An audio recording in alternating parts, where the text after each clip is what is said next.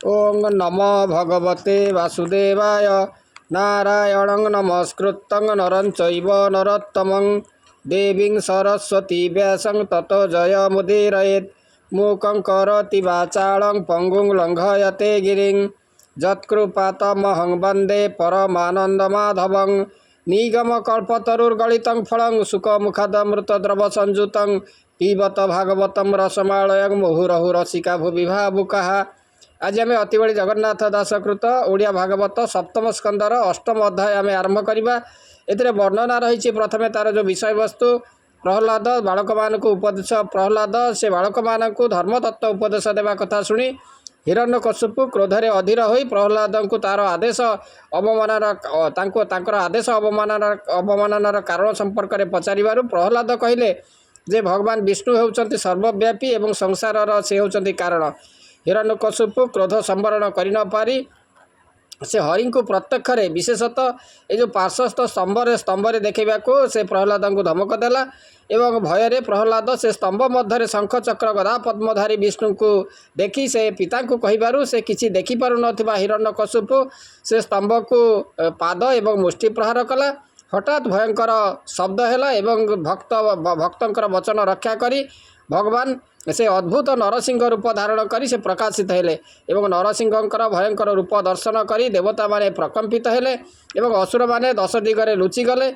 हिरण्यकश्यप विकटाल शब्द करी नृसिंह उपर गदा प्रहार कला एवं हस्त प्रसारी नृसिंह तांको धरते से खसी जाई शून्य उड़ी पुणी से भूमि रे संग्राम कला एवं नृसिंह को भगवान निजर उरु उपरे ताको धरी तार हृदय को नखरे विदीर्ण करी तार जो अंत को माला कले एवं अन्न असुरगण नृसिंह सह युद्ध करी से मृत्युवरण कले एवं असुर बल संहार करी नृसिंह से असुर सभार असुर आसन में नृसिंह विजय कले।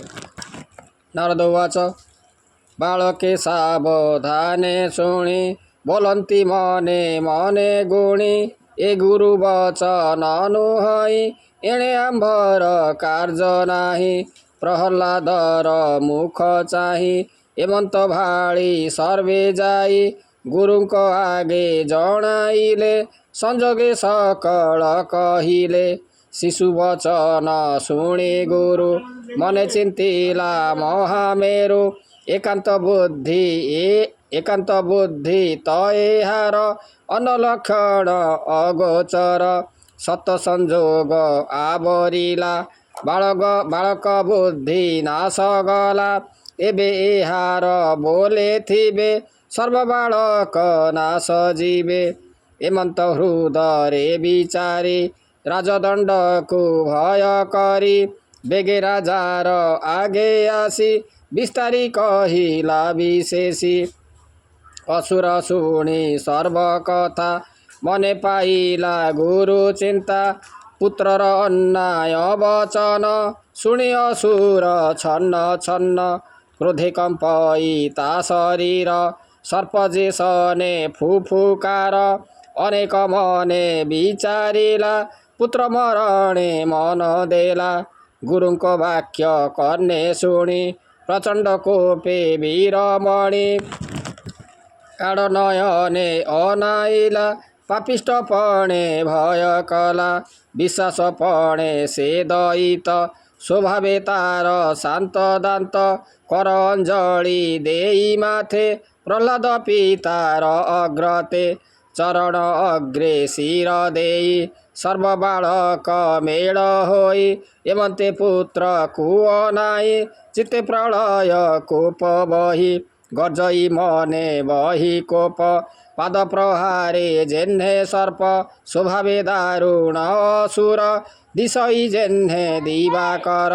हिरण्यकश्यप वच दुर्बुद्धि दुष्ट कुलांतक अधर्मी महापापी ब्रूक सुज्ञजनक वाक्य दूर दुशील दुष्ट दुराचार मोहर कोपे तीनी पुर भय कंपन्ति थरहर त्रासे कंपन्ति दिगपाळे नक्षत्र गगन मंडले धिकत ज्ञान मृढ़पणे मो आज्ञा भांगु परमाणे तु पुत्र मोर कुलांगार आज पेशी बीजमपुर काहार बोले दुष्टपणे ମୋ ବଲ ଭାଙ୍ଗୁ ଅକାରଣେ। ପ୍ରହ୍ଲାଦ ଉବାଚ ଶୁଣ ରାଜନ ମୋର ବାଣୀ, ତୁମ୍ଭେ ତ୍ରୈଲୋକରେ ବରଣୀ।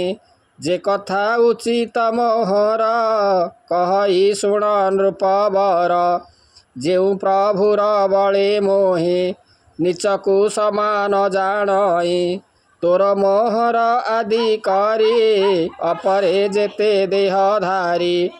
ଜଗତେ ମହାବଳୀ ଯେତେ, ସ୍ଥାବର ଜଙ୍ଗମ ସହିତେ।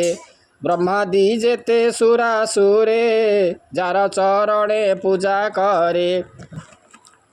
ସେ ରୂପେ କର୍ମ କାଳ ରୂପେ, ଯଜ୍ଞ ଶରୀର ବିଶ୍ୱବ୍ୟାପୀ। ପ୍ରାଣୀଙ୍କ ବଳ ପ୍ରାୟେ ସେହି, ବାହ୍ୟ ଅନ୍ତର ସମ ହୋଇ। ଇନ୍ଦ୍ର ଦେବତା ଇନ୍ଦ୍ରୀ ଗୁଣ, ଇନ୍ଦ୍ରିୟ ବଶର କାରଣ। ସେ ବିଶ୍ୱ ସଂସାର ସର୍ଜଇ, ତ୍ରିଗୁଣ ମାୟା ସଙ୍ଗେ ନେଇ। ଭୁଞ୍ଜଇ ଅଶେଷ ଶରୀରେ, କ୍ରୀଡ଼ାର ଅନ୍ତେ ଅନ୍ତ କରେ। ଏହା ତୁ ଜାଣେ ତାକୁ ସ୍ମର, ଅସୁର ଭାବ ଦୂର କର। ଆତ୍ମାର ଭାବେ ଆତ୍ମା ରଖ, ସକଳ ଘଟେ ସମ ଦେଖ। ଯେ ଭାବେ ରିପୁ ମିତ୍ର ନାହିଁ, ସେ ଭାବେ ରହ ମନ ଦେଇ। ମିତ୍ର ଉଦାସ ଶତ୍ରୁ ଗଣେ, ହରିହୁ ନାହିଁ ଅନ ଜଣେ। ଏ ଭାବେ ଚିନ୍ତ ହେ ପିଅର, ହରି ସନ୍ତୋଷେ କର୍ମ କର। ତୁଜେ ବୋଲାଉ ବୀରମଣି, ତ୍ରିଲୋକ ଦଶ ଦିଗ ଜାଣି। ଏ ତିନି ଭୁବନ ଆବରି, ଭୁଞ୍ଜନ୍ତୁ ଅକଣ୍ଟକ ଶିରି। ଜଗତେ ରିପୁ ତୋର ନାହିଁ, କହିବି ଶୁଣ ମନ ଦେଇ।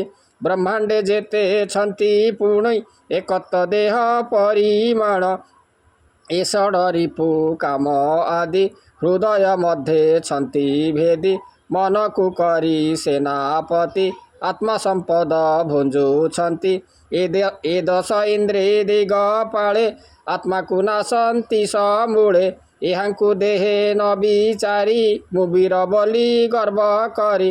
ଏହାଙ୍କୁ ଜିଣିବୁ କେମନ୍ତେ, ଏବେ ହୋ ଦୃଢ଼ କର ଚିତ୍ତେ। ଏମନ୍ତ ପ୍ରହ୍ଲାଦ ବାକ୍ୟେ, ଅସୁର ଦେହ କମ୍ପେ, ଅସୁର ଦେହ କୋପେ କମ୍ପେ। ବୋଲଇ ପୁତ୍ର ମୁଖ ଚାହିଁ, ନିଶ୍ଚେ ମରିବୁ ଆଜ ତୁହି। ଅଧିକ କେତେ କଥା କହୁ, ତୁଜେ ଅସୁର ତନୁ ବହୁ। ମୃତ୍ୟୁ ଯାହାର ସନ୍ନିଧାନ, ମନୁ ହରଇ ତାର ଜ୍ଞାନ।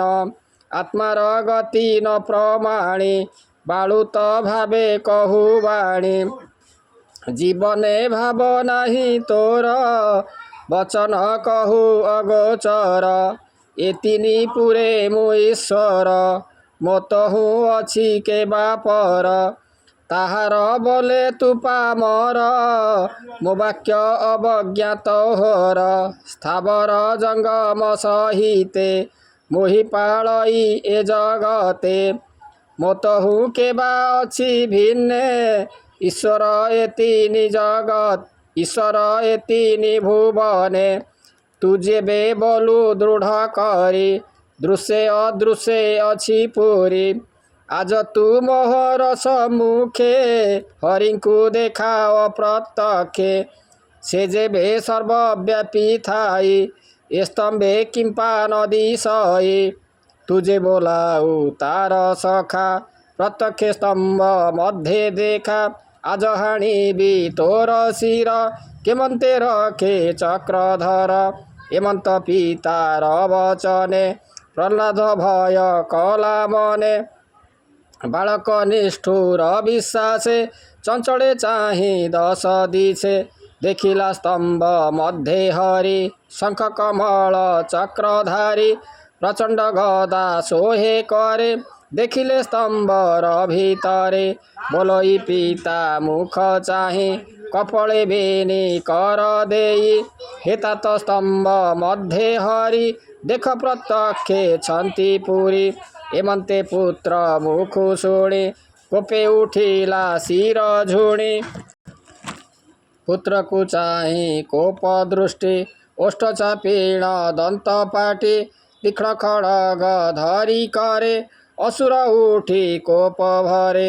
स्तम्भको चाहिँ कोप दृष्टि प्रहार कला वाम मुष्टि तक्षणे घोर नाद करी स्तम्भ मध्यरे दैतारी अति दुस्सह घोर नादे ब्रह्माण्ड पुरीला सबदे ब्रह्मादि त्रिभुवन लोके भय कम्पिले एके एके शब्द जेन्हे घड घडी ब्रह्माण्ड पडिला किचिडी अद्भुत घोर नाद शुणे कोपे धाइला खड्ग घेनी देखि कम्पिले दिगपाल धैला प्रहल्लाद बाण देखिला स्तम्भे केही नाही बोइला पुत्र मुख चाहिँ आज पेशी जमपुर देखा त काहीँ चक्रधर तक्षणे भक्त वत्सल देखिले भृत रविकल सेहरी सर्वभूते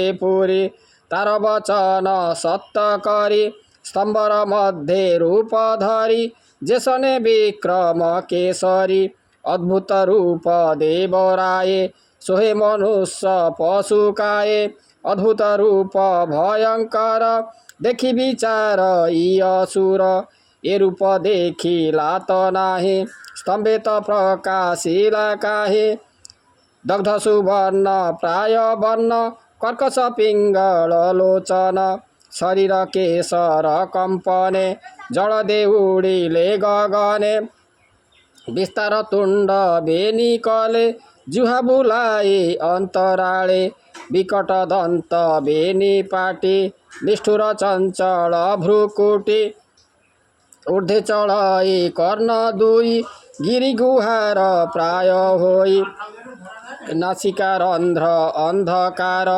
विस्तार हनु महाघोर ग्रीवार तनु दीर्घ दिशे मस्तक लागई आकाशे चन्द्र गौर तनु रुह विश्वपुरीत विश्वदेह करचरण नखायुध ता देखि कम्पिले विबुध असुर पढाइले त्रासे भए पसिले दश दिशे हेमन्त रूप देखि आगे दानवपति महारागे गदा बुलाई दक्ष करे पिटिला नृसिंह उपरे पुणी प्रहारे वाम दक्षे देवे देखन्ति अन्तरिक्षे अति विक्रम तेज देखि नृसिंह उन्मीलित आखि कर प्रसारी नरहरि तक्षणे असुरको धरि गदा जे अछि तार हस्ते सर्पको गरुड जे मन्ते तक्षणे दानवङ्कपति हस्तरु खसी करे गति गरुड हस्तु जेन्हे अहि पढी गर्जई व्यस्त होइ अष्टका मोडी अति बळे देखि डरिले दिगपाळे असाध्य देखि देवगण मेघे लुचिले तत्क्षण नृसिंह हस्तु गला चढी देवे भाळन्ति शून्ये मिडी पुणी धाइला नाद करी तक्षणे खड्ग चर्म धरी तमे शोभित शतचन्द्र दुर्जयी असुर नरेन्द्र खड्गमण्डल गति देखि भए बुझिले सर्वे आखि।